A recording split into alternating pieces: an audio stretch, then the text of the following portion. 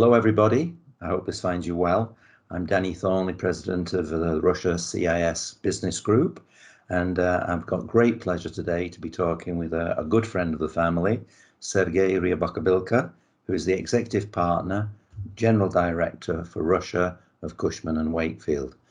Sergey, we've had lots of live contacts and digital contacts. Lovely to be here today with you. I want to talk about all the business aspects that are going on, but first of all, I'd like to kick off with a comment about yourself. What's been your background, and how did you get where you are today? Danny, first of all, thank you very much for this kind invitation, and it's good to try a new format of engaging with you and our members. Speaking about the background, I guess I'm a product of the Soviet system and the liberal arts education part of the Soviet system, because I went through the education in languages, literature, theater, both in Russia, Soviet Union, and in the US. I was very fortunate to have had basically just in the early 90s access to some of these amazing educational opportunities, many of which still exist here in Moscow and in Russia. And my career really started by accident. Real estate didn't exist as a field, and professional services didn't exist as a field when I was graduating, when I was finishing my university in 1994. So while I was still in university, I joined a startup, as it's now very popular as a theme. Back then, it was just normal. Companies got organized, and one of them was a startup set up by a few Americans with some experience in real estate advisory and brokerage, which I joined. And then a year later, I started my own firm with one of the American partners. We called it Stiles and Rябokobılko. And it's been exactly 25 years now since this venture has first had its humble beginnings in the apartment on Malý Kazikhinsky and Patriarchia. And it was one telephone, one fax line, 2 computers, and a Russian hunter spaniel. So that was our setup. But we were extremely fortunate because we had amazing clients. Our first client was Anna Belova, who was at the time head of Booz Allen Hamilton. We worked with the founders of McDonald's, with the partners who set up McKinsey, Mickey, Eberhard, and Tav, and Charlie Eliason at Caterpillar. And many of these clients have become mentors at one time or another, and we've also absorbed their savoir-faire into our DNA. So our aim back then, as it is today, was to build the best professional services firm with a focus in real estate. Wow. And then I guess we partnered with Cushman Wakefield in 1998, first as an associate office for that storied real estate services firm. And then we agreed to sell our business to them in 2006. So since 1995, we essentially have continued on the journey of discovery, creating the market segments as we grew alongside our clients. So we were behind the first modern shopping centers in Russia, the IKEA mega malls, created the first and I think still the best neighborhood shopping center, which is Gallery Airport, right on Leningradsky. We believed in and supported the development of Crocus City Mall and Vegas's, Krolatsky Business Park, White Square Office Complex, many of the other projects which changed the face of the city. So it's extremely fortunate to have actually had this fantastic ride, which we still think it's in the first quarter, the first innings of the game. So we're today 240 people in our team, and we're I think our aim, and those that know our firm, of your members, know that we touch every single aspect, every single segment of the real estate industry. We actually believe that in Russia you cannot be singularly focused on just one area, like offices or retail. You have to be able to kind of adapt and grow and help our clients across the entire spectrum, because most of our clients touch more than one specific area. Mm-hmm. Well, thanks again. I knew some elements of the story, but that was a good introduction for me to other parts as well. You mentioned theatre as well in your studies. Don't worry, on another occasion with a bottle of wine, I'd like to hear more about that. It sounds very interesting indeed, but that's not the forum for today. On a business side, you touched something very interesting, which we can discuss maybe later in the questions, diversification. And, you know, as a winning theme, and absolutely couldn't agree more. But if I may, tragically, sadly, 2020 was the year of COVID, and it's not finished yet. But for 2020, globally, first of all, and, you know, your business, your industry, and also your own firm and organization, for many companies, by the end of the year, it was getting better than could have been expected.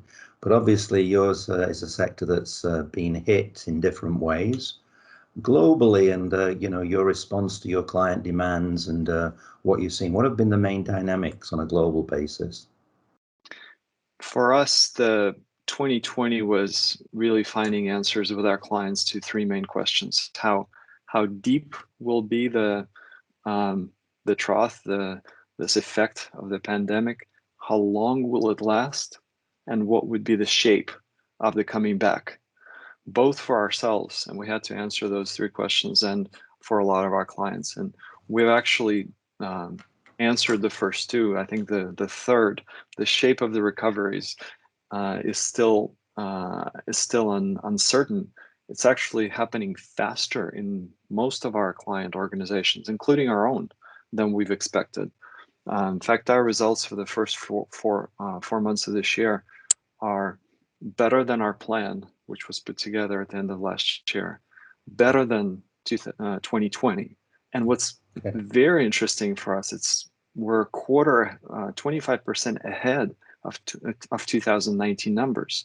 And actually that dynamic is something that I think a lot of companies experience, because there's a delay, a pent-up kind of demand for decisions for action across capital expenditures, across new projects that pandemic basically pushed into 2021 for a lot of companies. So this year, it's been absolutely remarkable how much activity has really come across our radar, across every sector, including hospitality. We've been very lucky to have been investing in the sector for many years, since early 2000s. We've had a team that was focused on hospitality sector, and today we have the largest team in the market among all professional services firms. We work with many in collaboration, and with a lot of our clients in collaboration, because the sector actually touches the entire geography of Russia and also former CIS. And there is a tremendous amount of interest in domestic tourism, and consequently in development of tourist hotel infrastructure, basically all the way through to the Kuril Islands in the east, as well as the Arctic Circle, which is a popular destination for those tired of bumping elbows at Sochi. Absolutely, hospitality sector. I've been surprised and worked with several of the organizations, and we probably share that. I've been refreshed and revived by the stories I hear. You would have thought it was cataclysmic what happened, and I'm sure a year ago it was, but there's certainly been recovery. Thanks for the comments on the recovery side as well. I take the point, Sergey, we're not sure where we go yet, but the initial signs are good. Moving to Russia, what I saw, and you may echo it, September, October, companies were still unsure how 2020 would turn out completely. But by November, December, we were getting a lot of stories, not all, but a lot of stories from companies that we survived it well. And then, as you say, you know, globally, and Q1 has been a goodish one from the anecdotes and surveys that I'm seeing. So my question is really, how comparable and what are the drivers and themes that are global, which are replicated in Russia? But then again, what's different? Is there anything different about Russia in your industry? And my guess, intimation would be that there must be, because it's Russia. But how's that going? Yes, first maybe I will mention that this the hospitality element that we've just discussed, it is actually very interesting to observe because the elements of the service paradigm of the hospitality sector are actually getting dispersed. They're moving into the other sectors that previously had a very transactional approach to their client experience, be it office or logistics or even the further along alternative sectors like medical, etc.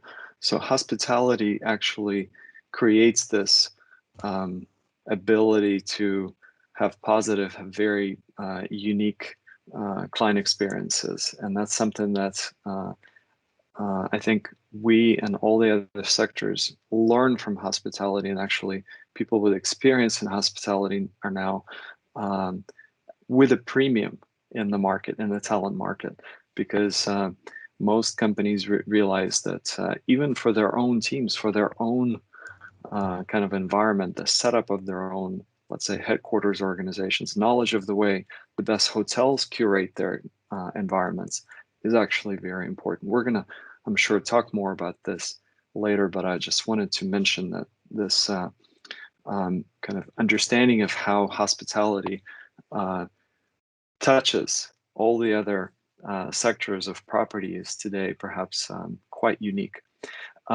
Thinking of what happened in the last 6 months, we're very fortunate to be part of a large global firm, and a firm with a very large footprint in Asia. I've mentioned in one of our meetings that we have 5,000 colleagues working just in China alone. It's an enormous business, and a business that we're getting probably more and more connected with as time goes on, and as our clients shift focus from let's say Europe or US to what's happening in Asia, and using China or other markets as leading indicators. So clearly, we saw a shift to e-com, to logistics, to data centers, to the focus from the investor community, first of all, for the assets in that space in China and Asia, way before this has become kind of an accepted truth in Europe and certainly in Russia. We've actually seen Asian investors come and look at the data center space in Russia because they're guided by a lot of the same dynamics that they see in their own markets, and they basically believe that Russia will be also catching up as far as the availability and also access to capital that is still today quite constrained for these very, very core attractive sectors.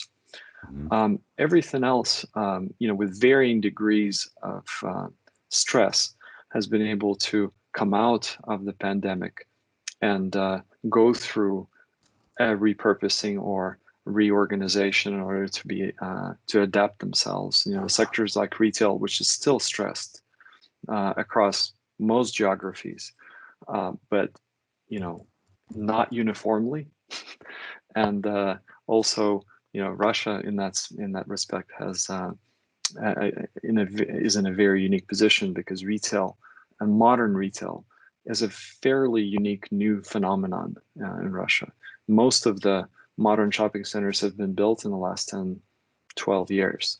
And they, in most cities in Russia, in most regions, they're the areas for community engagement, community participation, for people to meet other people in a protected, safe, and dry environment, temperature controlled environment, which is important for Russia and some of the other climates. some of the other geographies, but more so in Russia, of course. So we think that the retail in Russia, the shopping center sector, is also going to be recovering, maybe at a different pace, not uniformly, but will be recovering.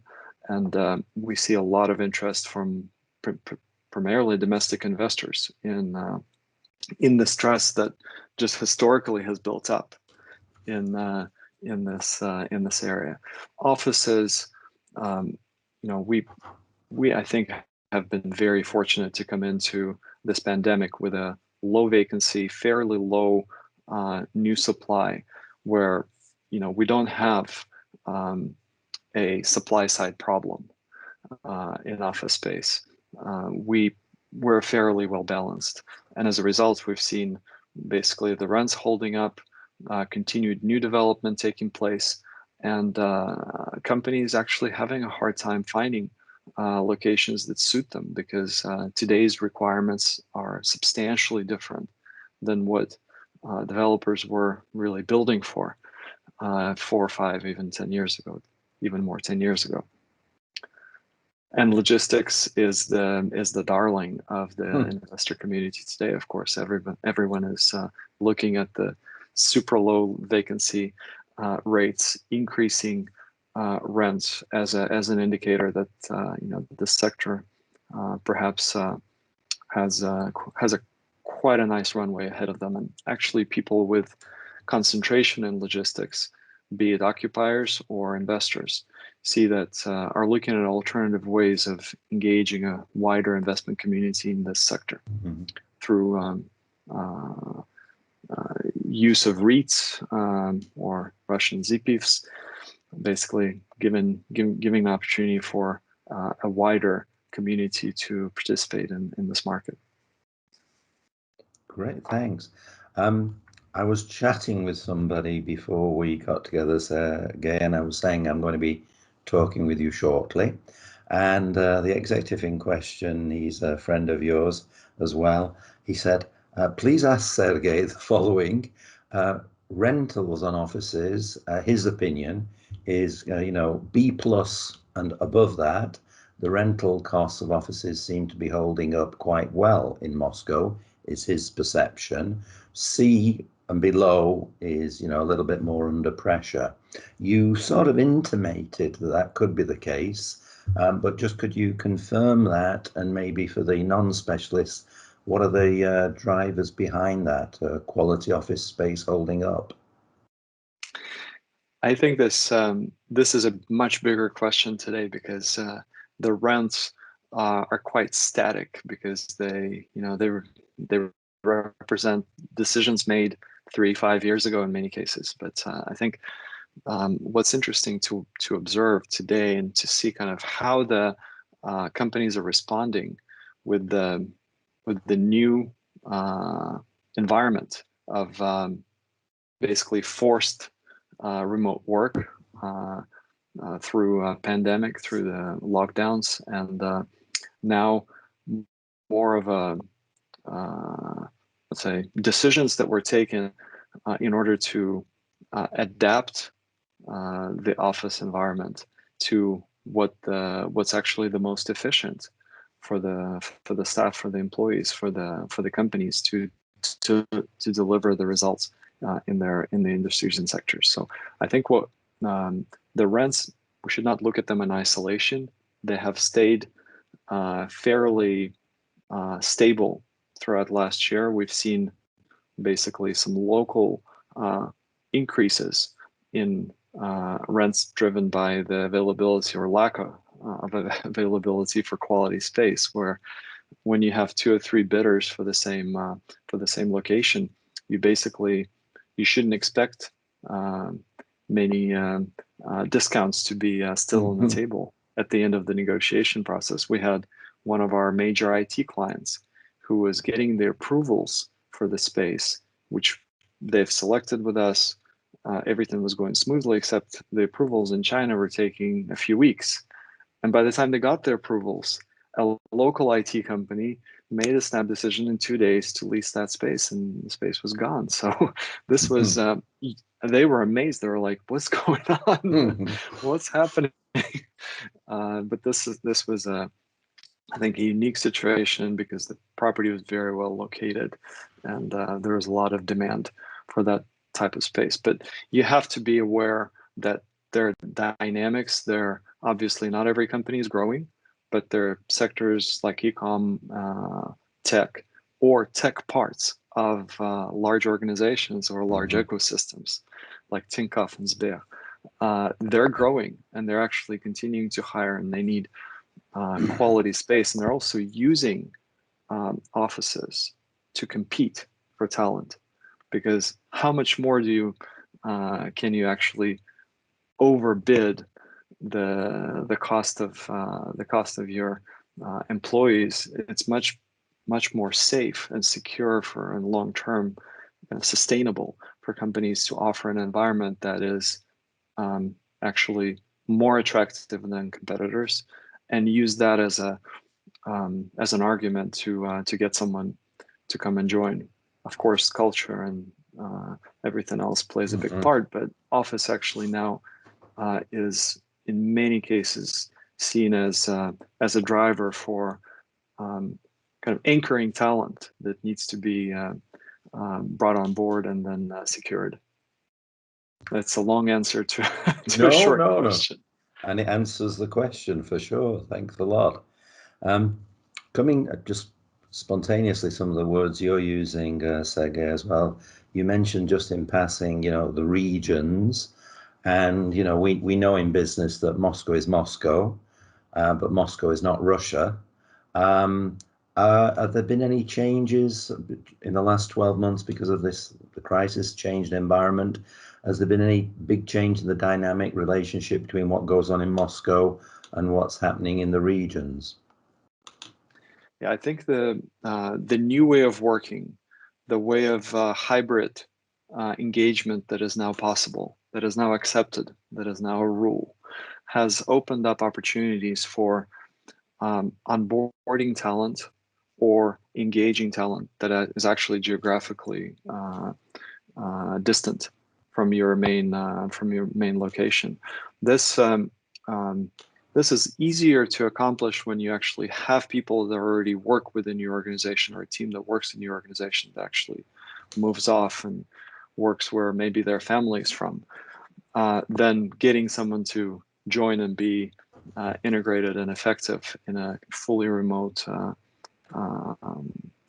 mode. However, that is also possible, and we've seen very good examples where organizations have actually built cases when some of the teams were hired fully remotely and working from other cities. So I think that this actually creates more opportunities for talent that for some reason is maybe not as mobile to work in the locations that are more attractive, where they can be more productive, and for companies to engage this pool that previously was not available to them. So I think regions are overall going to win as a result of the pandemic, and there is now competition among cities. There's basically a federal program for improving the quality of life in the cities, and that's not just in Milyonniki, the million-plus cities, but it's basically cities across the board.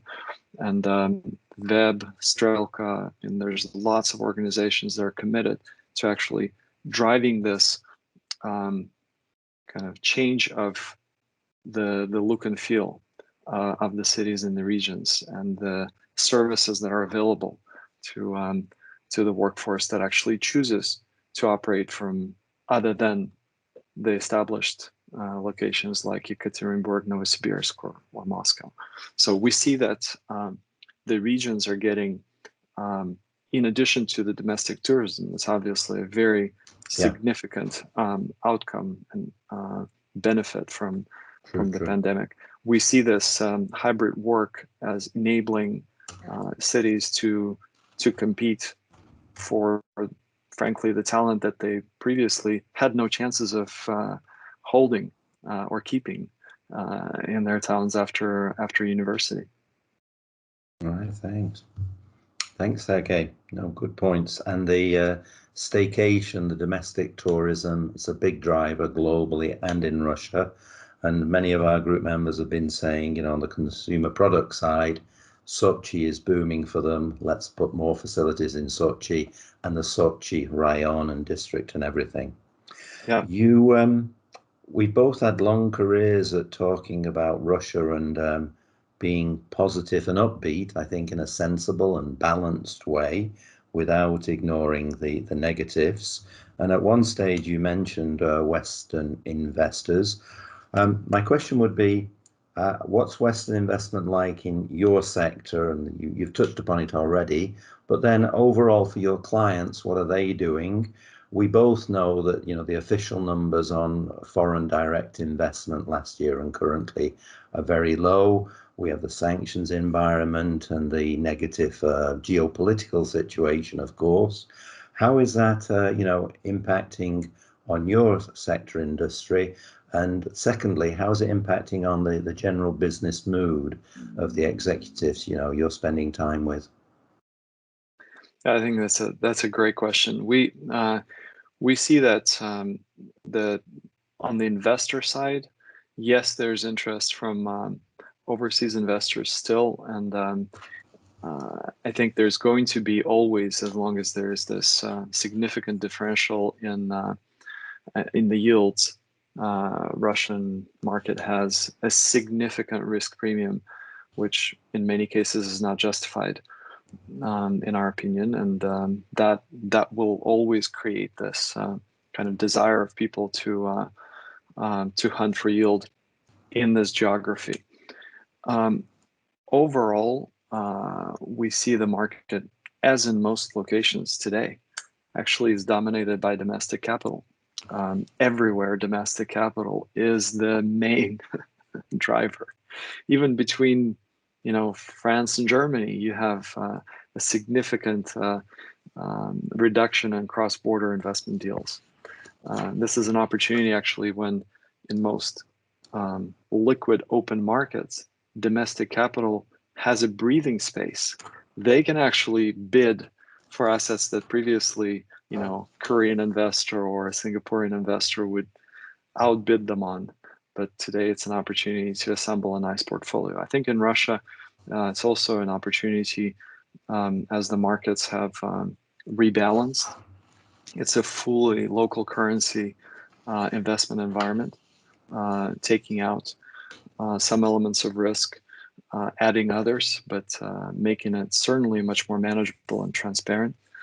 I think domestic investors with interest in the sector are definitely active and continuing to look at both portfolio buys as well as the individual acquisitions. But I mean, overall, you know, the environment in Russia, and I think most of our group members share this. The reason they love working here, most of us, I think, is that we have fewer externally imposed rules in Russia.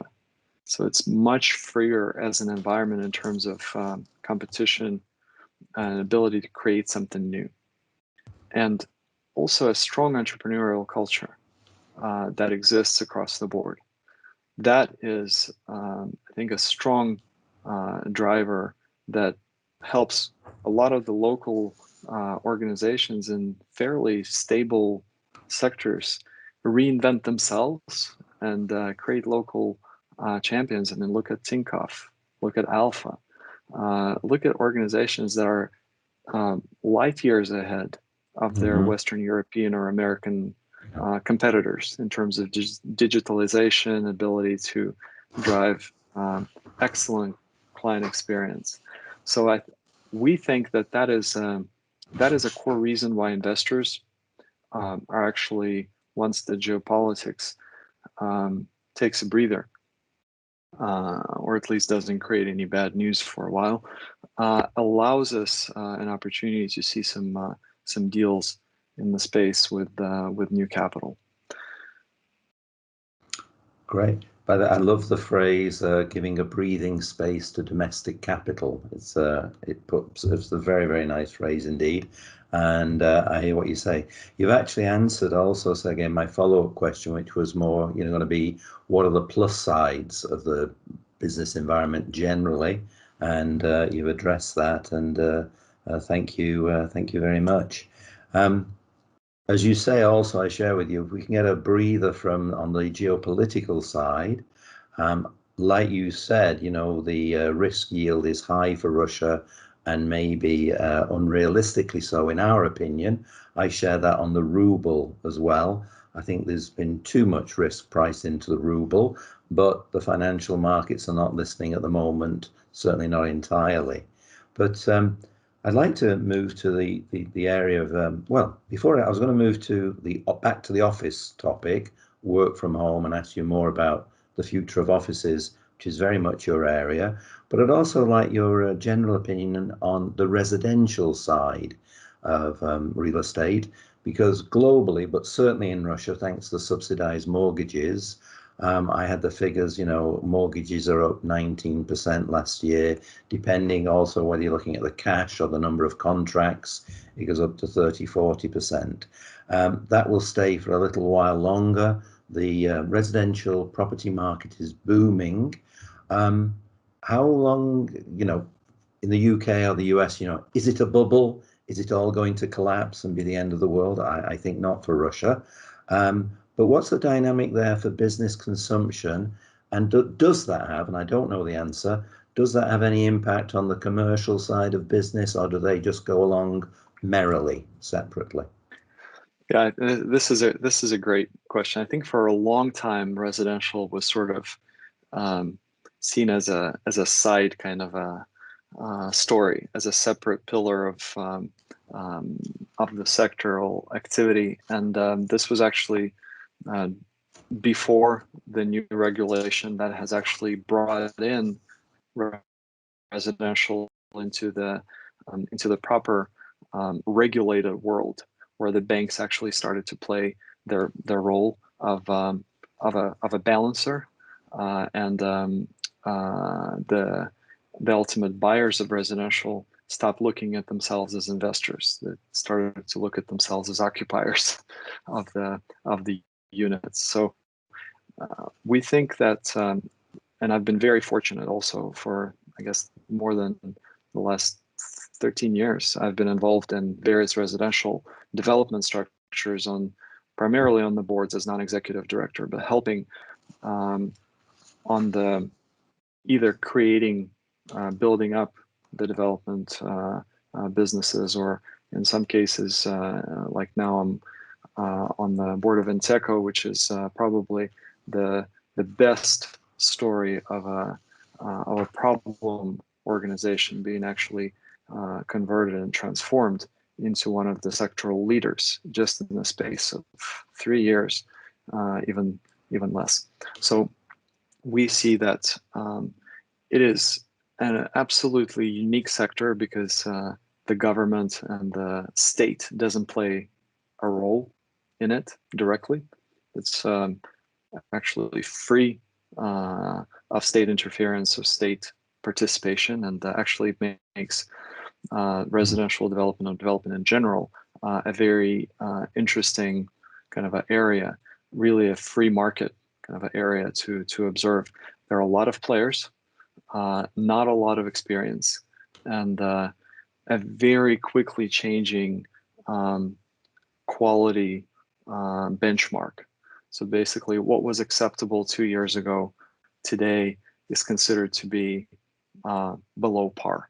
And that is in addition to availability of mortgage finance, as you said, basically much broader and much more transparent way to manage costs and risk on behalf, for the buyers of future space.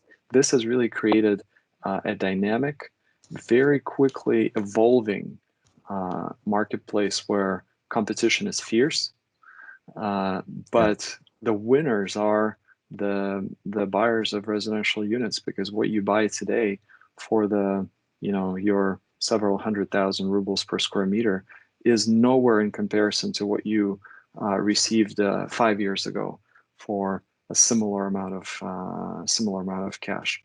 So it clearly is the area to watch, and a lot of the developers in residential also participate in the commercial market, and many of them are part of large holding companies where there's also other commercial activities and investments that are taking place. So I think there is synthesis of best practice that goes from one area to the other. And that is extremely interesting to watch and absolutely unparalleled to participate in. Super. Well, that's more than the answer I needed, Sergey. Thanks a lot. And it was a generally open question. I like to think I know quite a few things, but I didn't know the answer to that, so thanks. I'd like to take us now, just a little bit of repetition, but you're the man for this. You've touched it on already. So many of the lay people like myself who have a good general knowledge of the developments in offices and how they're being used. As I say, Central Europe and Western Europe is very different from Russia with the lockdowns we've had in the service sector. I'm speaking with people every day, and in Central Europe, it's and Austria and Western Europe, 95% of the general managers I'm speaking with are working from home. So that is still the model today. Of course, we trust it will open up over the summer months. In Russia, when I'm speaking to people, I would say it's more like of the international management, it's still 50, 60, 70% are at their home offices. Most people are saying that, we've got our Western companies are saying our office is 15 to 25% occupancy today. We will review it after the May holidays. A few companies are saying we'll review it in September, and a smaller minority are saying we're not doing anything until December because we've been mandated by New York or somewhere to do that. There's also another cliche, and I'd like your response on it, that the Westerners are taking a more conservative at-home view, and the Russian domestic companies are more, let's go back to normal, we didn't have the lockdowns. So I'm hearing that Russian companies are 50, 60, 70, 80% occupied and so on. My final part of this introduction to the long question is, do you go along with those comments? And the final generalization, which you've heard so much, I'm sure, is that in the future, in a year's time, we as a company will be something like 20, 25% less office usage because we'll have people rotating, coming in and out, 3 days in, 2 days out, whatever. So those are all the cliches about offices, Sergey. You're more hands-on. Are the cliches true, and what's happening in Russia? I think this is a great topic because first of all, there's no one right answer. Yes. This is a constantly evolving picture, and obviously it's very interesting to see the relevance to a specific sector of the economy, to a specific, let's say, history of the company. Where did they come from when the pandemic hit, and also what are the ways in which they're trying to change now, and how is the office going to be either an element helping them to do this or an obstacle preventing them from doing it as quickly as they would like. So we see generally today that the office has become, in the minds of most of our clients, let's say the C-suite, as the place where the collective work takes place. This is where we call it now, in our parlance, in Russian, офис — это место коллективного труда. So you have to consider that the office, the reason to go to the office, is to work collectively on certain things. Not, you don't go to the office anymore to write emails or to make phone calls. Now that you can work from anywhere. What's also is interesting is that you were talking about the proportions of different companies. We've just completed a survey with about 200 corporate clients and more than several thousand respondents within those organizations. About 50% of the staff are still working remote today. right before May holidays. We see that, highest percentage of remote is actually in IT and tech, and the lowest percentage, and that's about 76%, lowest percentage is in the old economy, manufacturing, services, etc. Only about 30% remote. There is a high degree of uncertainty as to what our clients think is going to happen to this current state of remote work. Are they going to go more towards 3 to 4 days in the office, or stay around 2-3 days for each person, but not necessarily all at the same time? This, I think, will depend on the shape of the waves of the pandemic, the virulence of the new variants, continuation of stress on the public health systems, etc. I mean, there's going to be a lot of other unknowns that will have to be on the table before companies will be able to definitively decide.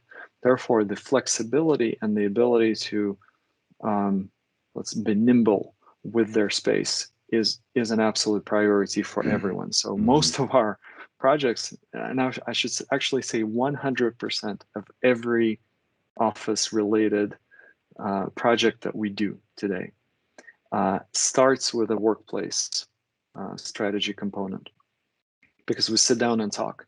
We have a workplace team that actually is the #1 team in the market, probably the deepest well of knowledge and information, and also understanding of what other countries are doing, companies in their sector in different countries, how they're adapting to this new environment. So the workplace planning piece is absolutely critical, and then the ability to kind of look at the entire workplace ecosystem. We should never really talk anymore about office because the work takes place anywhere, and we call it the workplace ecosystem because it includes your home. It includes the third places like the Starbucks and the restaurants and the other places where you also do work before the meeting, during the meeting, after the meeting that happens in a restaurant. Other places that allow you to sit down and work maybe close to your client's office, like a co-working or a flex office. And of course, your typical, historical location of your headquarters or a back office that maybe is in a different city. Yeah. So all of that really needs to be balanced and adjusted to be able to deliver the solutions that your workforce desires. And in many cases, give them an extra reason to come to work. Give them an extra impulse to be social and to deal with the complications of travel, masks,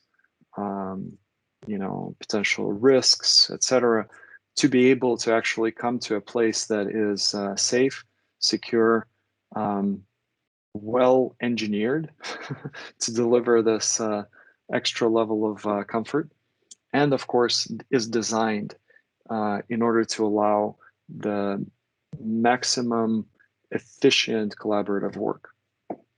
So I think all of this really means that majority of the space that we've occupied up until the end of last year doesn't really fit and needs to be changed.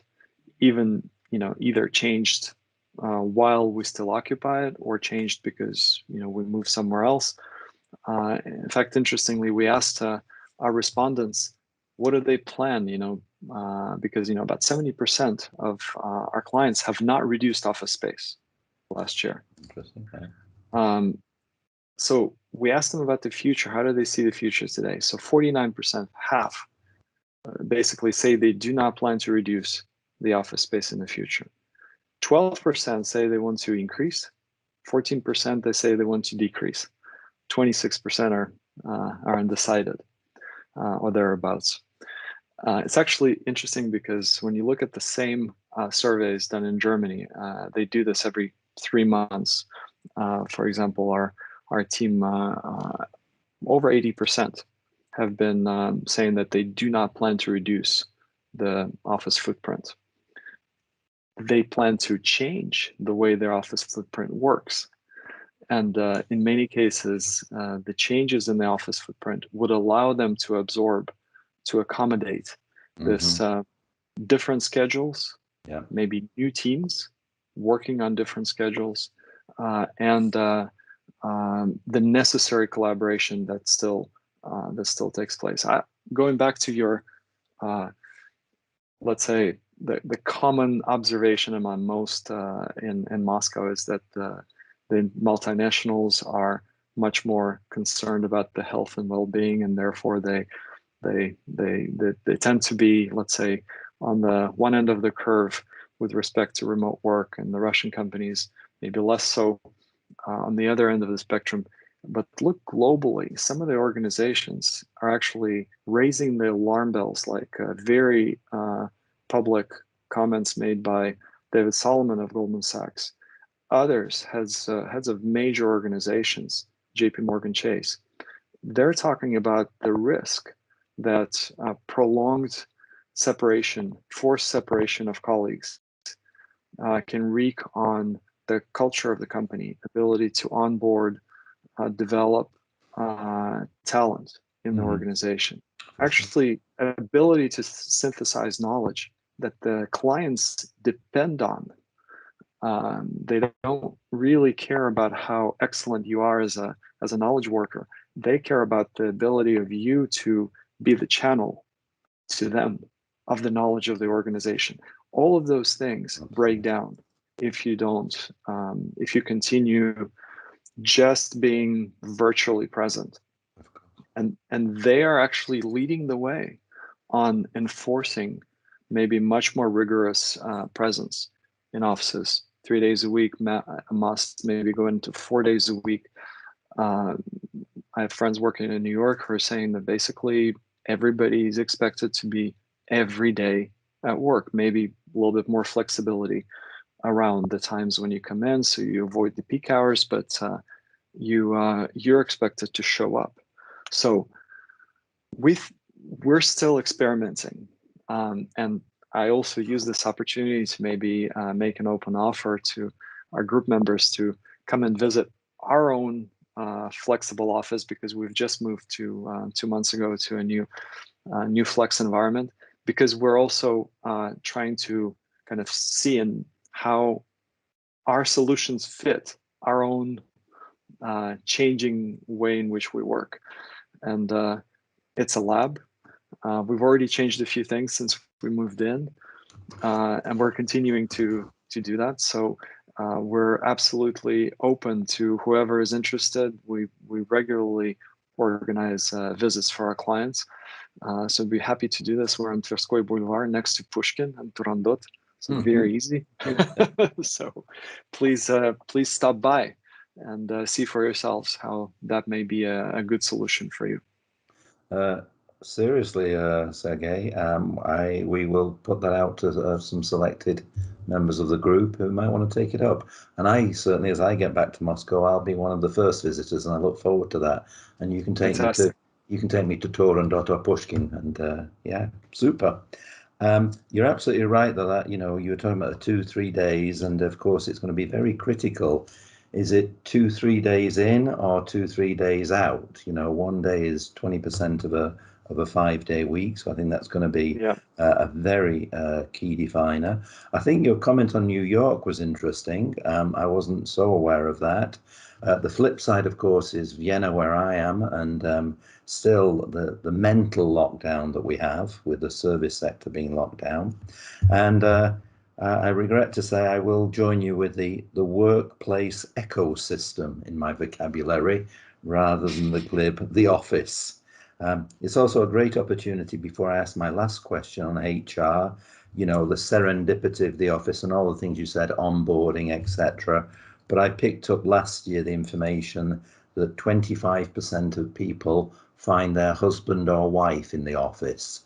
So it's, a center of romance as well. which is much needed. Although I imagine everybody's gone digital for their romance and other activities, but we will leave that. My final question, Sergey, allows us, I think, to talk about back to the positives of Russia, human resource and talent. You made a fascinating comment on the demand for talent from the hospitality sector. I hadn't clicked it. Once you said it, I went, aha, yes, of course, but I hadn't clicked into that. Overall, the last 15 months, your teams, your staff, your human resources in Russia, how have they shaped up? How are they managing? And what's been your overall experience of how they've coped with this new environment? I'm not leading the answer, but I've got my fingers crossed that it might be positive experience, and that would lead us into Russian HR generally is a good selling point for the country. Yeah, I think, Danny, you've heard me on many occasions really talk about the fact that we've been extremely fortunate to ourselves, and maybe I'm sure this goes across many sectors. We've attracted and developed some of the best talent in our industry, and not just in this country. For example, our CFO at a certain point became the EMEA CFO for Cushman Wakefield. Many of our directors and partners are running our client and competitor teams, and 5 of our current directors combine their responsibilities with regional roles, which they oversee from Moscow. And this is actually at the time of deglobalization, Russia having a bad rep. And it's actually, I think, one of my biggest accomplishments as a CEO to have 5 Russian colleagues on regional roles in global roster. Actually, this is great. I think we actually need to be promoting our talent in a way that it deserves. So I think focus on client experience, the internal and external client experience of the firm is the way in which we try to have our space and what we do organized to basically get the people a little bit more connected and comfortable doing business and working with our organization internally and externally. I think also real estate is generally a transactional industry. So people come, they do the deal and move on, right? So the rules for this client experience, the hospitality industry rules, they really are different or non-existent. So that's why we're putting this hospitality approach into the center of our firm. And I don't know, I think generally both people and the design of the organization must evolve for the performance of the organization to improve.